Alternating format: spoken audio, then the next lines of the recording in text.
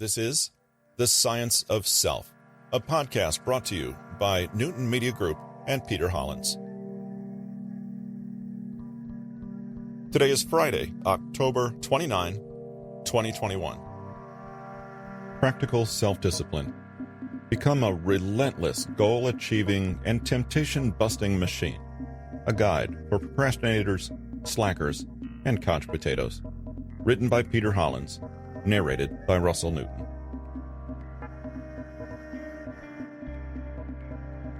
What does it look like in day-to-day life to cultivate self-discipline? As a first step, don't dive into the deep end. Build up your confidence and your tolerance bit by bit. Perhaps you decide you'd like to stop mindless distractions like browsing online or looking at your phone constantly. Rather than throwing your phone in a lake and vowing to go offline completely, you instead ratchet up the discomfort slowly, giving yourself time to acknowledge and absorb the feeling of being able to manage. First, you decide not to keep your phone next to your bed. You notice the urge to have it anyway, and notice feelings of boredom and the urge to grab it and get that easy dopamine hit. You tell yourself, I can do this. I'm in control. It's okay to feel uncomfortable. I'm staying with this feeling of discomfort.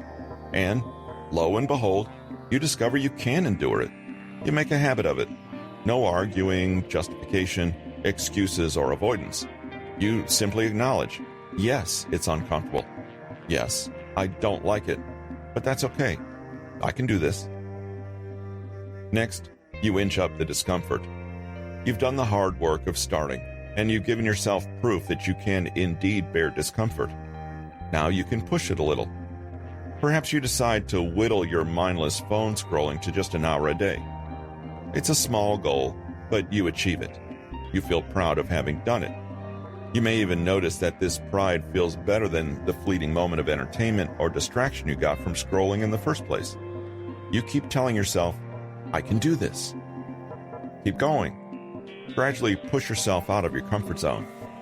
Notice when you're pushing back against your decision. Sit quietly with your discomfort, whatever it looks like. It might take the form of anger or irritation. It might suddenly become very clever and try to convince you how unnecessary this all is and how you might as well cave, because it doesn't matter. It might get depressed at having to engage with an emotion it feels entitled to be free of. Simply watch all this come and watch it go. Feel the calm you have in the wake of successfully enduring all this discomfort. Isn't it wonderful to know that you can stand calm and strong through the storm? Tell yourself, it's okay that I'm feeling discomfort. I'm in control. It will pass. Finally, you might start to notice interesting things happen the more you practice. Watch your discomfort and watch your growing and changing response to it. Are certain things getting easier?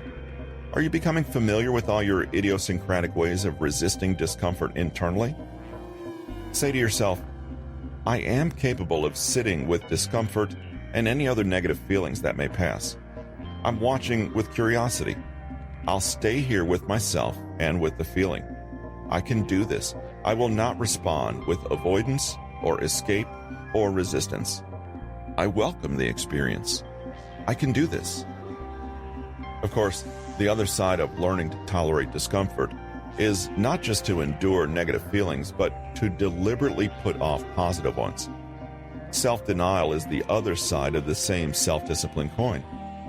Many addictive behaviors have their root in our ability to forego easy pleasure in the moment and bear the reality of the moment just as it is, right now. Flex your self-discipline muscle by learning to say no to some of your impulses and urges. Train yourself to understand that you can act, even if you don't feel like it, and you can turn down an action, even if you really feel like doing it.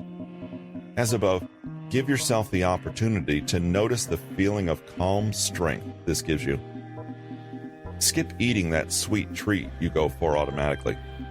Turn off the TV after one episode, and force yourself to stand up rather than get sucked into 3 more episodes. Bite your tongue rather than saying something regrettable to someone.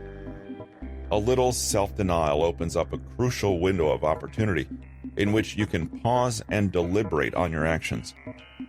Are they in line with your ultimate goals? Do you really need to do them? What would you gain by turning them down for once?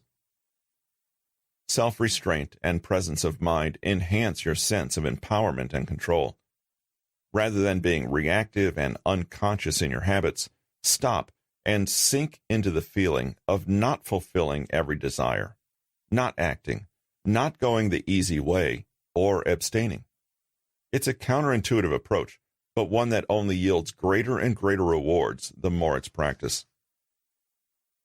Here's a brief passage from Meditations by the Roman emperor-philosopher Marcus Aurelius that illustrates what we lose by surrendering to discomfort, of which is no concern to him, and not taking steps toward what we want in life. At dawn, when you have trouble getting out of bed, tell yourself, I have to go to work as a human being. What do I have to complain of if I'm going to do what I was born for, the things I was brought into the world to do? Or is this what I was created for, to huddle under the blankets and stay warm? But it's nicer here. So you were born to feel nice, instead of doing things and experiencing them? Don't you see the plants, the birds, the ants and spiders and bees going about their individual tasks, putting the world in order as best they can? And you're not willing to do your job as a human being? Why aren't you running to do what your nature demands? But we have to sleep sometime. Agreed. But nature set a limit on that, as it did on eating and drinking. And you're over the limit. You've had more than enough of that, but not of working. There, you're still below your quota. You don't love yourself enough, or you'd love your nature too and what it demands of you. People who love what they do wear themselves down doing it.